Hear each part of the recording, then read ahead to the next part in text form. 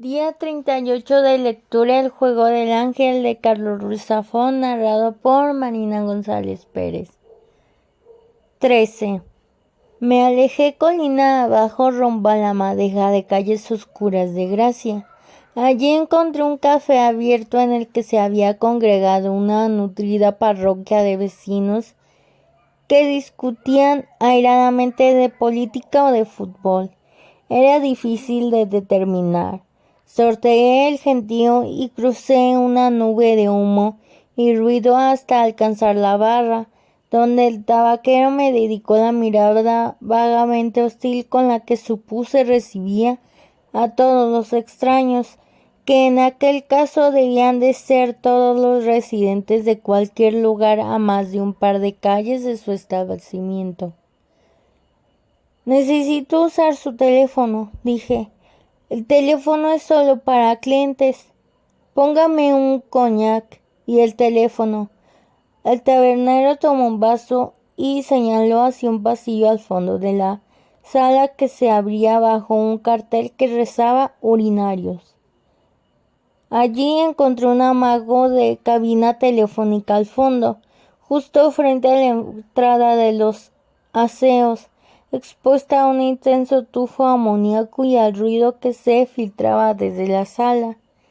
Descolgué el auricular y esperé para obtener línea. Unos segundos más tarde me respondió una operadora del intercambio de la compañía telefónica. Necesito hacer una llamada al despacho de abogados de Valera en el número 442 de la avenida Diagonal. La operadora se tomó un par de minutos para encontrar el número y conectarme. Esperé allí, sosteniendo el auricular con una mano y tapándome el oído izquierdo con la otra. Finalmente me confirmó que transfería mi llamada y a los pocos segundos reconocí la voz de la secretaria del abogado Valera. Lo siento, pero el abogado Valera no se encuentra aquí en estos momentos. Es importante. Dígale que mi nombre es Martín. David Martín, es un asunto de vida o muerte.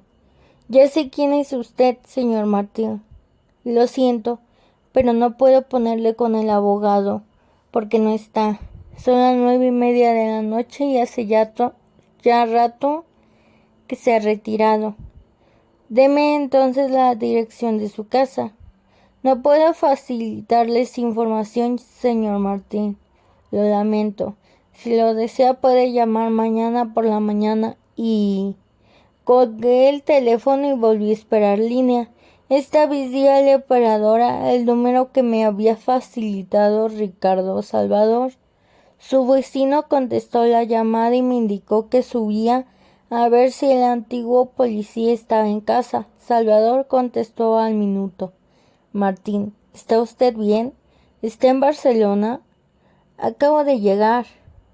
Tiene que ir con mucho cuidado. La policía le busca. Vinieron por aquí haciendo preguntas sobre usted y sobre Alicia Marlaska. ¿Víctor Grandes? Creo que sí. Iba con un par de grandullones que no me gustaron nada. Me parece que le quieren endosar a usted las muertes de Rores y la viuda Marlaska. Mejor que se ande con mucho ojo. Seguramente lo estarán vigilando. Si quiere puede venir aquí. Gracias, señor Salvador. Lo pensaré. No quiero meterle en más líos. Haga lo que haga, ándese con ojo. Creo que tenía usted razón. Jacob ha vuelto. No sé por qué, pero ha vuelto. ¿Tiene algún plan? Ahora voy a intentar encontrar al abogado Valera. Creo que en el centro de todo está el editor para el que trabaja Marlaska y creo que Valera es el único que sabe la verdad.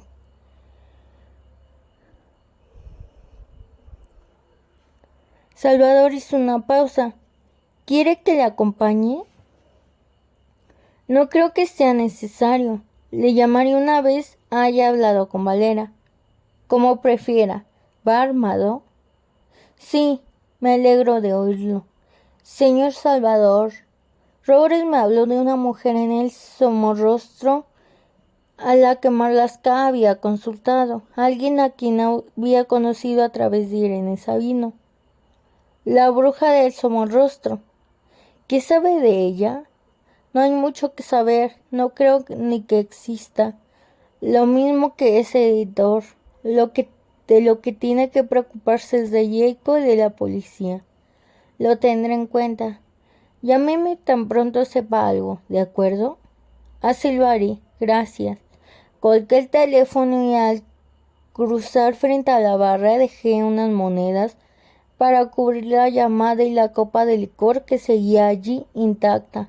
20 minutos más tarde me encontraba al pie del 442 de la avenida Diagonal, observando las luces encendidas en el despacho de Valera, en lo alto del edificio. La portería estaba cerrada, pero golpeé la puerta hasta que se asomó el portero y se aproximó con un semblante no muy amigable. Tan pronto abrió un poco la puerta para despacharme con malos modos, di un empujón y me colé en la portería ignorando sus protestas. Fui directo al ascensor y cuando el portero intentó detenerme, sujetándome del brazo, le lancé una mirada envenenada que le disuadió de su empeño. Cuando la secretaria de Valera abrió la puerta, su semblante de sorpresa se transformó rápidamente en uno de temor, particularmente cuando encajé el pie en la abertura para evitar que me cerrase las narices y entré sin invitación. Avise al abogado, dije. Ahora. La secretaria me miró pálida. El señor Valera no está. La cogí del brazo y la empujé hacia el despacho del abogado. Las luces estaban encendidas, pero no había rastro de Valera. La secretaria sollozaba aterrorizada y me di cuenta de que le estaba clavando los dedos en el brazo. La solté y retrocedí unos pasos. Estaba temblando. Suspiré e intenté esbozar un gesto tranquilizador que solo sirvió para que viese el revólver que asomaba por la cintura del pantalón.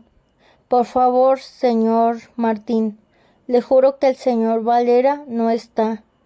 La creo, tranquilícese. Solo quiero hablar con él, nada más. La secretaria asintió. Le sonreí. Sea tan amable de tomar el teléfono y llamarle a su casa, indiqué. La secretaria levantó el teléfono y murmuró el número del abogado a la operadora. Cuando obtuvo contestación me tendió el auricular. Buenas noches, aventuré. Martín, qué desafortunada sorpresa, dijo Valera al otro lado de la línea. ¿Puedo saber qué está usted haciendo en mi despacho a estas horas de la noche, amén de aterrorizar a mis empleados? Lamento las molestias, abogado, pero me urge localizar a su cliente, el señor Andreas Corelli, y usted es el único que puede ayudarme. Un largo silencio. Me temo que se equivoca, Martín. No puedo ayudarle. Confiaba en poder resolver esto amigablemente, señor Valera. No lo entiende usted, Martín. Yo no conozco al señor Corelli. ¿Perdón? Nunca le he visto ni he hablado con él, y mucho menos sé dónde encontrarle. Le recuerdo que él le contrató para sacarme de jefatura. Recibimos una carta un par de semanas antes y un cheque de su parte indicándonos que era usted un asociado suyo, que el inspector Grandes estaba atosigándole y que nos encargásemos de su defensa en caso necesario. Con la carta venía el sobre que nos pidió que le entregásemos en persona. Yo me limité a ingresar el cheque y pedir a mis contactos en jefatura que me avisaran si le llevaban a usted por allí. Así fue, y como usted bien recuerda, cumplí mi parte del trato y le saqué de jefatura amenazando a Grandes con su temporal de molestias si no se atrevía a facilitar su puesta en libertad. No creo que pueda usted quejarse de nuestros servicios. En esta ocasión el silencio fue mío. Si no me cree, pídale a la señorita Margarita que le muestre la carta, añadió Valera. ¿Qué hay de su padre?, pregunté. ¿Mi padre? Su padre y Marlaska tenían tratos con Corelli. Él debía de saber algo. Le aseguro que mi padre nunca tuvo trato directo alguno con el tal señor Corelli. Toda su correspondencia, si la había, porque en los archivos del despacho no hay constancia de ello, la manejaba el difunto señor Marlaska personalmente. De hecho, ya que usted lo pregunta, puedo decirle que mi padre llegó a dudar de la existencia del tal señor Corelli, sobre todo en los últimos meses de vida del señor Marlaska, cuando éste empezó a tratar, por decirlo de algún modo, con aquella mujer. ¿Qué mujer? La corista. Irene Sabino. Le oí suspirar irritado. Antes de morir, el señor Marlaska dejó un fondo de capital bajo la administración y tutela del despacho, desde donde debían efectuarse una serie de pagos a una cuenta a nombre de un tal Juan Corbera y de María Antonia Sanaguja. Jacob e Irene Sabina, pensé. ¿De cuánto era el fondo? Era un depósito en divisa extranjera. Creo recordar que rondaba los 100,000 francos franceses.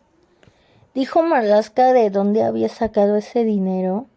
Somos un bufete de abogados, no un gabinete de detectives. El despacho se limitó a seguir las instrucciones estipuladas en la voluntad del señor Marlaska, no a cuestionarlas. ¿Qué otras instrucciones dejó? Nada especial, simples pagos a terceras personas que no tenían relación alguna con el despacho ni con su familia. ¿Recuerda alguna en especial?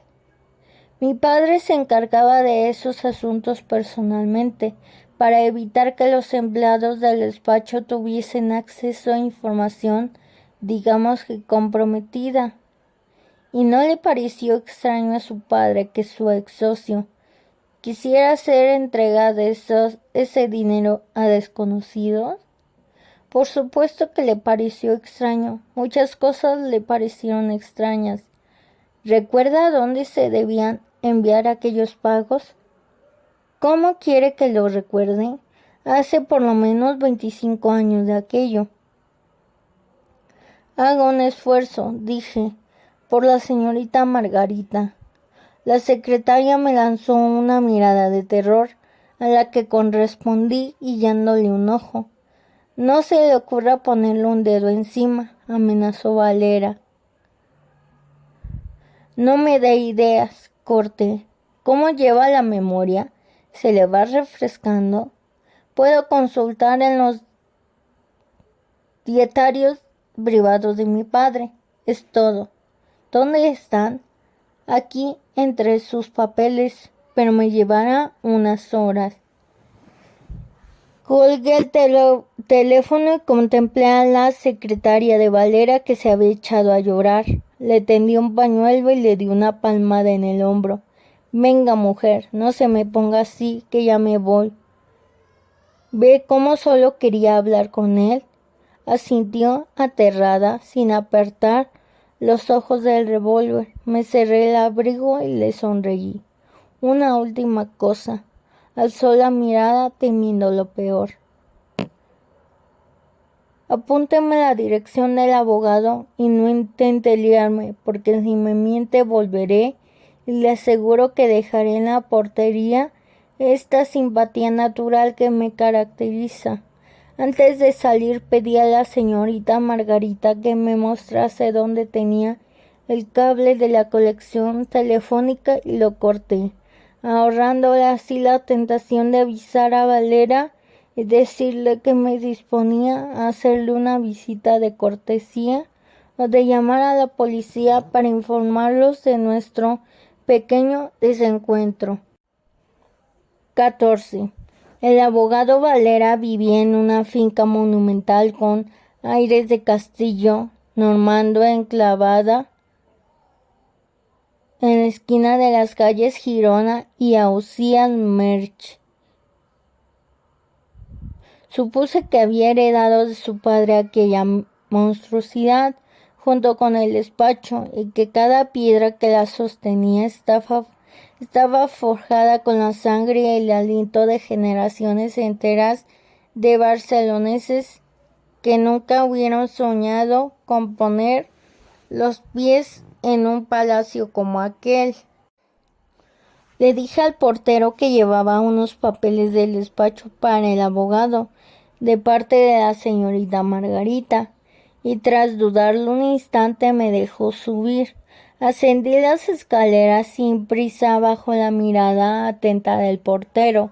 El rellano del piso principal era más amplio que la mayoría de viviendas que recordaba de mi infancia en el viejo barrio de la Ribera, a apenas unos metros de allí. El aldabón de la puerta era un puño de bronce. Tan pronto lo sujeté para llamar, me di cuenta de que la puerta estaba abierta. Empujé suavemente y me asomé al interior. El recibidor daba a un largo pasillo de unos 3 metros de anchura, con paredes revestidas de terciopelo azul, recubiertas de cuadros. Cerré la puerta a mi espalda y escruté la penumbra cálida que se entreveía al fondo del corredor. Una música tenue flotaba en el aire, un lamento de plomo de aire elegante y melancólico. Granados. Señor Valera, llamé. Martín. Al no obtener respuesta me aventuré lentamente por el pasillo, siguiendo el rastro de aquella música triste. Avancé entre los cuadros y las hornacinas que albergaban figuras de vírgenes y santos. El pasillo estaba jalonado por arcos sucesivos velados por visillos. Fui atravesando velo tras velo hasta llegar al final del corredor, donde se abría una gran sala en penumbra. Fui atravesando velo tras velo hasta llegar al final del corredor, donde se abría una gran sala en penumbra. El salón era rectangular y tenía las paredes cubiertas de estanterías de libros, del suelo al techo. Al fondo se distinguía una gran puerta entreabierta, y más allá la tiniebla parpadeante y anaranjada de una hoguera. Valera, llamé de nuevo, levantando la voz. Una silueta se perfiló en el haz de luz que proyectaba el fuego desde la puerta entornada. 2 ojos brillantes me examinaron con recelo. Un perro que me pareció un pastor alemán, pero que tenía todo el pelaje blanco, se aproximó lentamente. Me quedé quieto, desabotonando lentamente el abrigo y buscando el revólver. El animal se detuvo a mis pies y me miró, dejando escapar un lamento. Le acaricié la cabeza y me lamió los dedos. Después se dio la vuelta y se acercó a la puerta tras la que brillaba el resplandor del fuego. Se detuvo en el umbral y me miró de nuevo. Le seguí. Al otro lado de la puerta encontré una sala de lectura presidida por un gran hogar. No había más luz que la que desprendían las llamas y una danza de sombras parpadeantes reptaba por las paredes y el techo. En el centro de la sala había una mesa sobre la que reposaba un gramófono del que emanaba aquella música. Frente al fuego, de espaldas a la puerta, había un gran butacón de piel. El perro se acercó al sillón y se volvió de nuevo a mirarme. Me aproximé hasta allí, justo lo suficiente para ver la mano que descansaba sobre el brazo del sillón. sosteniendo un cigarro encendido que desprendía una pluma de humo azul que ascendía limpiamente. Valera, soy Martín. La puerta estaba abierta. El perro se tendió a los pies de la butaca sin dejar de mirarme fijamente. Me acerqué lentamente y rodeé el sillón. El abogado Valera estaba sentado frente al fuego, con los ojos abiertos y una sonrisa leve en los labios. Vestía un traje de 3 piezas y en la otra mano sostenía un cuaderno de piel sobre el regazo. Me coloqué frente a él y le miré a los ojos. No pestañeaba. Entonces advertí aquella lágrima roja, una lágrima de sangre que le descendía lentamente por la mejilla. Me arrodillé frente a él y tomé el cuaderno que sostenía. El perro me lanzó una mirada desolada. Le acaricié la cabeza. Lo siento, murmuré. El cuaderno estaba anotado a mano y parecía una suerte de dietario con entradas de párrafos fechados y separados por una línea breve. Valera lo tenía abierto por la mitad. La primera entrada de la página en la que se había quedado indicada que la anotación correspondía al 23 de noviembre de 1904. Aviso de caja 356 a 23 de noviembre del 23 del 11 del 04. 7.500 pesetas a cuenta fondo DM envío con Marcel en persona a la dirección proporcionada por DM, pasaje detrás del cementerio viejo, taller de escultura, Sanabria e Hijos. Releí aquella entrada varias veces, intentando arañarle algo de sentido. Conocía aquel pasaje de mis años en la redacción de La Voz de la Industria. Era una miserable callejuela hundida tras los muros del cementerio del Pueblo Nuevo, en el que se anudaban talleres de lápidas y esculturas funerarias, y que iba a morir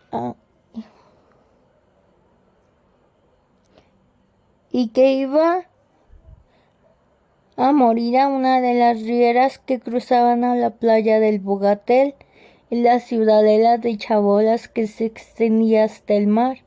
El Somorrostro. Por algún motivo Marlaska había dejado instrucciones para que se pagase una suma considerable a uno de aquellos talleres. En la página correspondiente al mismo día aparecía otra anotación relacionada con Marlaska que indicaba el inicio de los pagos a Jacob e Irene Sabino. Transferencias bancarias desde fondo DM a cuenta Banco Hispano Colonial, oficina calle Fernando, número 008965 2564-1, Juan Corbera, María Antonia Sanaguja. La mensualidad es 7.000 pesetas. Establecer programa de pagos. Seguí pasando páginas. La mayoría de las anotaciones eran de gastos y operaciones menores relacionadas con el despacho. Tuve que recorrer varias páginas más, repletas de crípticos recordatorios, para encontrar otro en el que se mencionase a Marlaska. De nuevo se trataba de un pago en metálico entregado a través del tal Marcel, probablemente uno de los pasantes del despacho. Aviso de caja 379 a 29 12 del 04.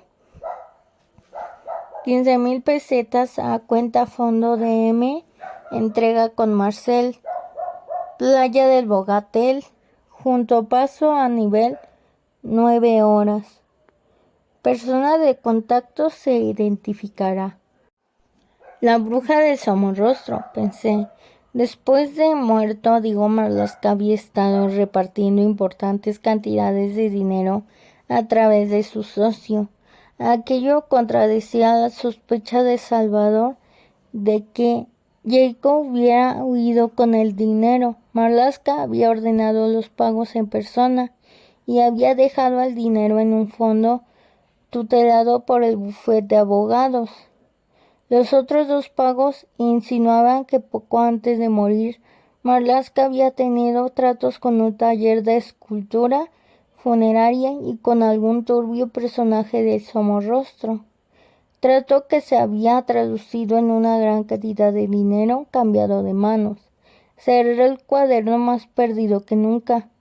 Me disponía a abandonar aquel lugar cuando, al volverme, advertí que una de las paredes del salón de lectura estaba cubierta de retratos nítidamente enmarcados sobre un lienzo de terciopelo granate. Me aproximé y reconocí el rostro adusto e imponente del patriarca Valera, cuyo retrato al óleo dominaba todavía el despacho de su hijo. El abogado aparecía en la mayoría de imágenes en compañía de una serie de prohombres y patricios de la ciudad, en lo que parecían diferentes ocasiones sociales y eventos cívicos. Bastaba repasar una docena de aquellos retratos e identificar al elenco de personajes que posaban sonrientes junto al viejo letrado para constatar que el despacho de Valeria Marlaska era un órgano vital en el funcionamiento de Barcelona. El hijo de Valera, mucho más joven, pero a todas luces reconocible, aparecía también en alguna de las imágenes, siempre en segundo plano, siempre con la mirada enterrada en la sombra del patriarca. Lo sentí antes de verle. En el retrato aparecían Valera, padre e hijo. La imagen estaba tomada a las puertas del 442 de la diagonal, al pie del despacho. Junto a ellos apareció un caballero alto y distinguido. Su rostro aparecía también en muchas de las otras fotografías de la colección. Siempre mano a mano con Valera. Diego Marlaska. Me concentré en aquella mirada turbia, el semblante afilado y sereno, contemplándole desde aquella instantánea tomada 25 años atrás. Al igual que el patrón, no había envejecido un solo día. Sonreí amargamente al comprender mi ingenuidad. Aquel rostro no era el que aparecía en la fotografía que me había entregado mi amigo, el viejo ex policía. El hombre que conocía como Ricardo Salvador no era otro que Diego Marlaska. Día 38 de lectura.